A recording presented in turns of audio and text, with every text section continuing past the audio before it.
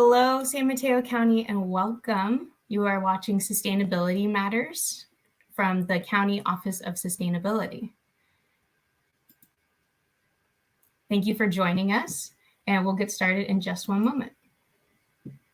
Hi there.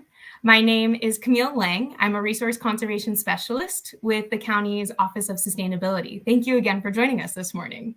Let us know where in San Mateo County you're tuning in from today. We'd love to welcome you into this space. And as you do that, let me introduce myself and a little bit of what we'll be discussing live today. So when you're watching Sustainability Matters each month, I'll be joined by some of my County Office of Sustainability staff and partners to discuss the work they do and why it matters here in San Mateo County, and also how all of this work contributes to reducing global impacts of climate change. So today's Sustainability Matters, I'm joined by two of my colleagues to discuss the small changes you can make at home to take big climate action.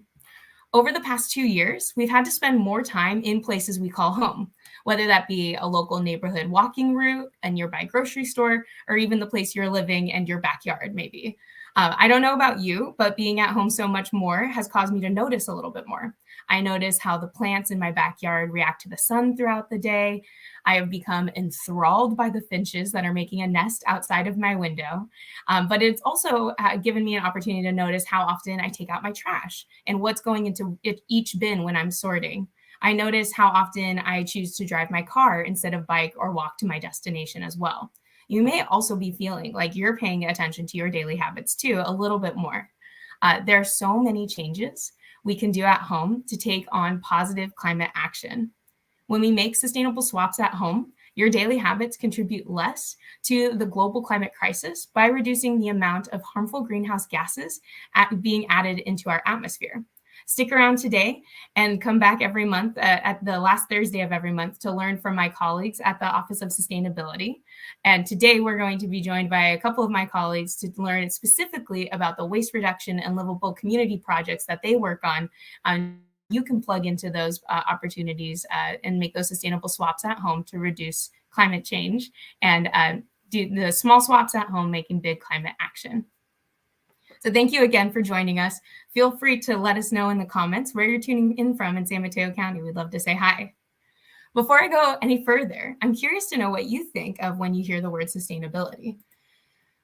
So go ahead and type that in the chat with us as well. In the Office of Sustainability, we think about sustainability as building a sustainable community that fulfills the needs of the present and the future. And to achieve this mission, we engage directly with communities to understand their needs and to ensure that the programs that we're delivering are centered with broad input and equity. We also work across county departments to help them to integrate sustainability into their work, and we work extensively with our 20 partner cities. Our programs in the Office of Sustainability are designed to bring solutions today, but we're also solving for tomorrow, trying to really look ahead. We have programs that help the county both fight and prepare for climate change. We have programs to help ensure clean energy, water, and air that conserve resources for future generations through waste reduction. And we work to create living communities that have affordable housing near transit that are both bikeable and walkable. If any of those programs sounded interesting and you'd like to learn more, feel free to visit our website, and that's smcsustainability.org. And you can see that down here at the bottom. With that, enough from me. Let's get to introducing our panelists for today. I'm joined by two of my colleagues here at the Office of Sustainability to talk about the work they do to support residents in making small changes at home that contribute to broader and big climate action. Thank you, audience, for joining us, and thank you, panelists. First, I'm going to introduce my colleague, Krista Kuehnhackl. Krista, good morning and welcome. I'll turn it over to you to introduce yourself. Thank you. So my name is Krista, and I go by she, her, and I'm in the waste reduction work group. The programs and projects I work on include a building materials management program, including construction and demolition reuse and recycling, deconstruction trainings to teach people how to take apart a house instead of bulldoze it to reuse the materials from it, And we're also a part of the Bay Area Recycling Outreach Coalition regional campaigns. And the next one is on food waste prevention with lots of great tips on how to prevent food waste and store your food. And I also answer the hotline and emails on where to reuse or recycle just about anything. And I update our website and outreach materials and work on composting workshops, which we have one coming up on February 8th from 6 to 8 p.m. on Zoom. And you can go to our website at smcsustainability.org/waste-reduction/composting and sign up for it to learn how to compost. Awesome. Thank you so much. So much good work, Krista. Thank you again and welcome. I would now like to introduce another one of my colleagues, Julia Malmo-Laycock. Julia, good morning and welcome. Please introduce yourself. Good morning, everyone. Good morning, Kamille and Krista. Nice to be here with you today. So I work on the Livable Communities team in our Office of Sustainability, and I work specifically on making it safer and more comfortable for people to walk and bike and roll in our unincorporated county communities. In other words, the communities in the county that are not part of cities. Some of those are El Granada on the coast side or North Fair Oaks on the bay side. And last year, our team adopted a master plan to help guide this active transportation work in unincorporated county communities. And now we're really focused on building out the recommendations in the plan, sort of one bike lane and one crosswalk at a time. Fantastic. Thank you, Julia. So much good work that you're also doing in the community. I appreciate it. Thank you both for joining us today. I'm looking forward to our panel discussion. Really quickly, I've realized now that I have not introduced myself yet in my work. All of the viewers out there, thank you for tuning in to Sustainability Matters this morning. I'm joined by my colleagues here at the County Office of Sustainability to discuss the small changes you can take at home to make big action. My name is Kamille Lang, and I work on our climate change team in the office. I lead all environmental education programs that talk about the climate crisis, including the Youth Exploring Sea Level Rise program and the Youth Climate Ambassador program. My work involves educating and bringing more minds to the table when planning for a more sustainable and resilient future.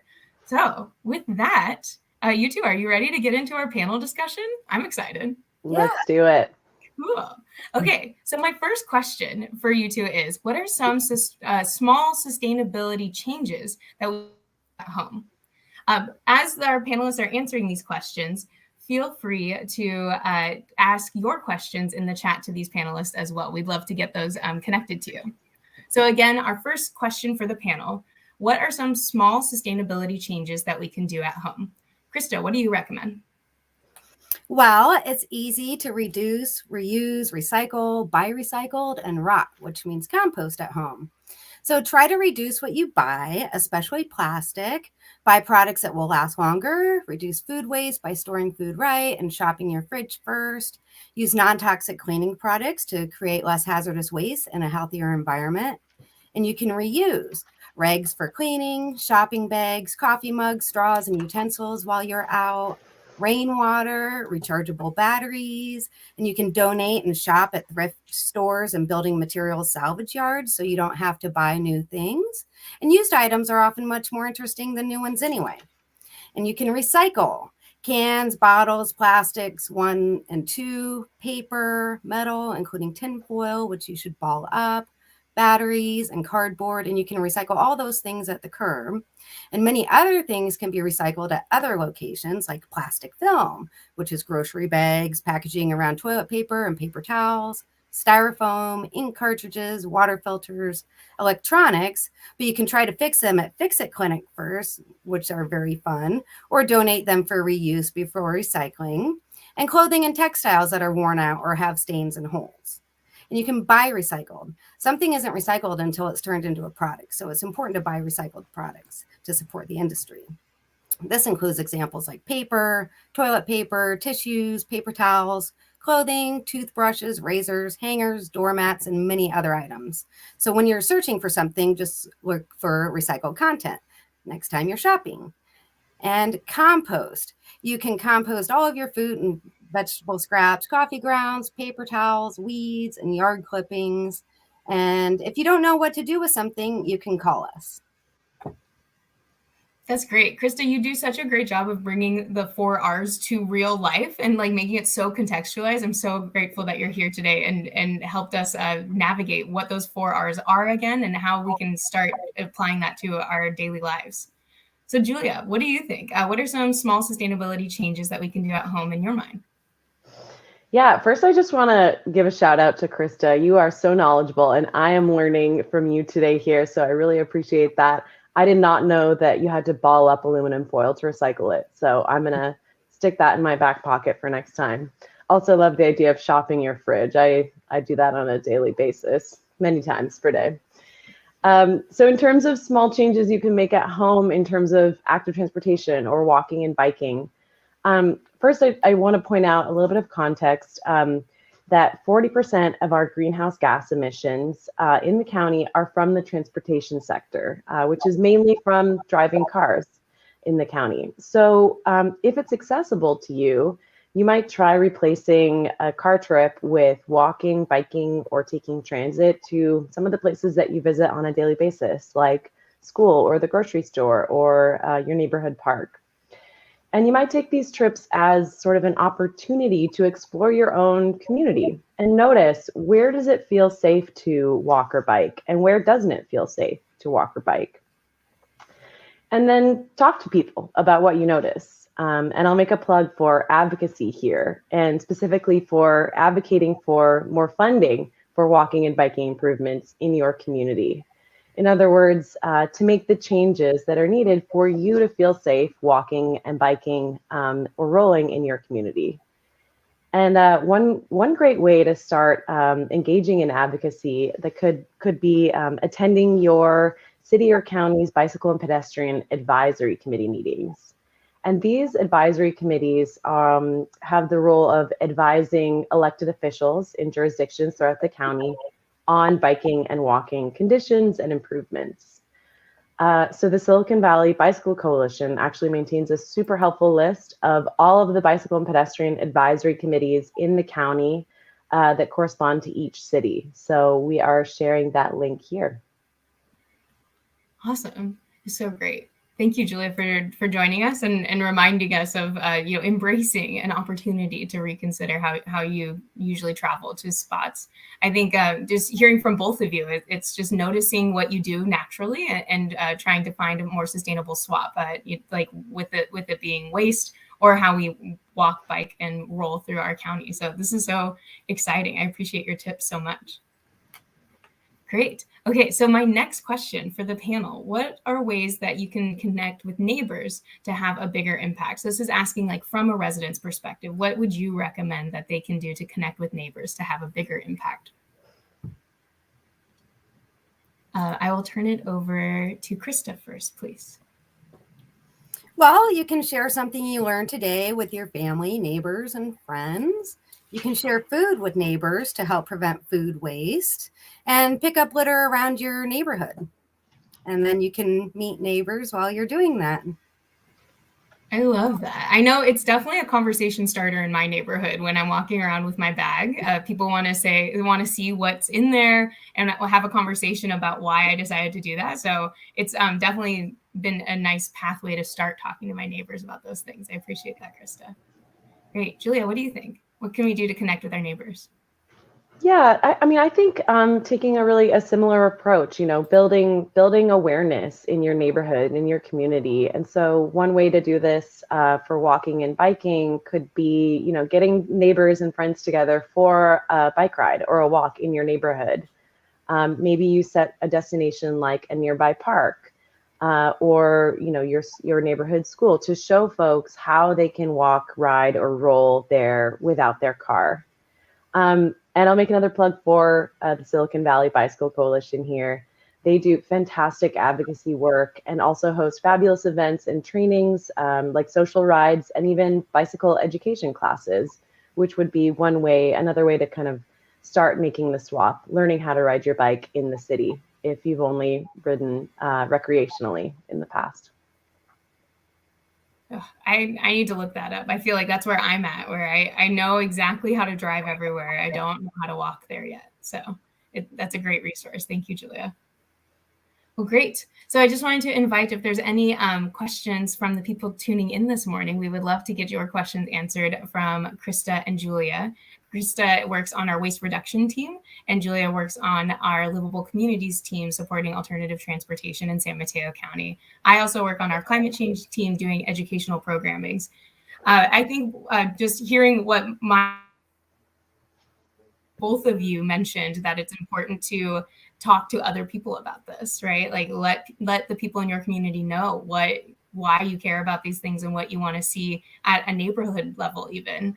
And I find that particularly like my jam first and foremost, but it's just so exciting to think of,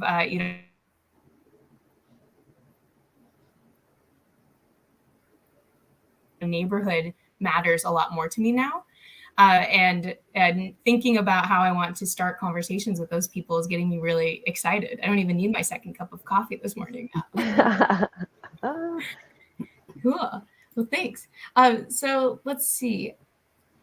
This is so many great comments from our viewers in the chat here. There's a few. So there's a link for us here to think about how to reuse our surplus food.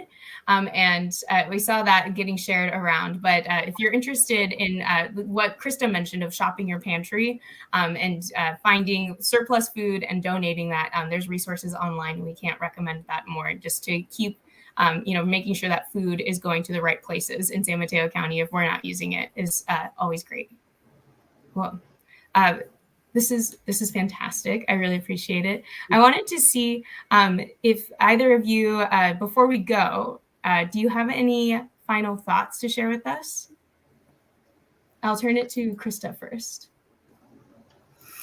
Well, I just want you to know that you don't need to make steps you take to help the environment stressful. You can make them fun, and try not to get overwhelmed by thinking you can save the environment by yourself in one day. But everything you do helps, and you can feel good knowing that. And attend a composting workshop. We have them usually monthly, but we have one coming up on February 8th from 6 to 8 p.m. on Zoom. And go to our website, smcsustainability.org/waste-reduction/composting, and sign up for it to learn how to compost. And if you don't know where to recycle or reuse something, call us at 888-442-2666, and we will try to help. Excellent. Thank you, Krista. I know that hotline resource is unique and special, and so I'm grateful to know who's picking up the phone when I call and ask my my sorting questions. And I love getting calls, and I love people reaching out instead of just doing the easy thing, throwing something in the landfill. And I get a lot of questions that I know off the top of my head, but some things I have to research, and it's kind of fun. And then I might learn something. So, and there usually is a place for just about everything. Oh my gosh, Krista, I just like envisioned you with a detective hat, like sleuthing the internet to find the right place to go. That's amazing. I need to get that hotline on my speed dial when I have questions as well. Or maybe I'll just text you, Krista. Yes. All hours of the day. I think, Krista, you put it really well. So it can feel overwhelming to kind of think about our individual responsibility in combating climate change. And, we're all in this together. And I would say when it comes to walking and biking and rolling instead of driving your car, as an example of a swap you can make at home, try to find the joy in that. It brings me a lot of joy. There are a lot of studies that show if you replace the car trip with walking or biking, that you arrive to your destination much happier. And I think that you'll find that this is quite true. Luckily, we don't have a ton of rain in the Bay Area, so even more so here. So I would encourage folks to try it out. That's great. Wow. Oh, we're in this together. I just appreciate that camaraderie. And we hope that you feel that as well. The people that are tuning in, this is not something we can do individually, but the small changes that each of us make at home contributes to the global impact, the more positive impact when we can reduce those harmful greenhouse gases. This is beautiful and wonderful. Thank you both so much for your time this morning. I really appreciate you tuning in. And we'll say goodbye for today. Have a great rest of your workday, both of you. Likewise. Thank you, Kamille. course. All right, and you all, thank you again for joining us. We'll be back live every last Thursday of the month for Sustainability Matters. In the meantime, please stay connected. Follow us on Instagram, Twitter, and YouTube at sustainsmc.org. You can also find out more information about the County Office of Sustainability and the work we do by visiting our website at smcsustainability.org. Thank you, and we'll see you again at the next Sustainability Matters.